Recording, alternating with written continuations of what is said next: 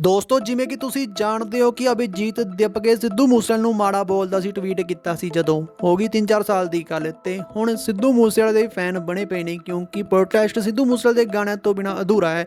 ਅਤੇ ਜੰਤਰ ਮੰਤਰ ਤੇ ਜਿੱਥੇ ਵੀ ਦੇਖੋਗੇ ਤੁਸੀਂ ਜਦੋਂ ਗਾਣੇ ਚੱਲਦੇ ਨੇ ਸਿੱਧੂ ਮੂਸੇਵਾਲੇ ਦਾ 295 ਅਤੇ ਹੋਰ ਵੀ ਜਿਹੜੇ ਕਿ ਬਹੁਤ ਸਾਰੇ ਗਾਣੇ ਨੇ ਉਹ ਚੱਲਦੇ ਨੇ। ਤੇ ਹੁਣ ਸਿੱਧੂ ਮੂਸੇਵਾਲਾ ਜਿੰਦਾਬਾਦ ਦੇ ਨਾਰੇ ਲਾਏ ਕਿਉਂਕਿ ਸਾਰੀ ਜੈਨਜੀ ਜਨਰੇਸ਼ਨ ਆ ਜਿਹੜੀ ਉਹ ਸਿੱਧੂ ਮੂਸੇਵਾਲੇ ਦੀ ਫੈਨ ਆ ਤੇ ਉਹਨਾਂ ਨੇ ਸਿੱਧੂ ਮੂਸੇਵਾਲਾ ਜਿੰਦਾਬਾਦ ਦੇ ਨਾਰੇ ਲਾਏ। ਤੁਸੀਂ ਵੀ ਇੱਕ ਵਾਰੀ ਇਹ ਵੀਡੀਓ ਜ਼ਰੂਰ ਦੇਖੋ। ਸਿੱਧੂ ਮੂਸੇਵਾਲਾ ਯਾਰ ਕਰੀ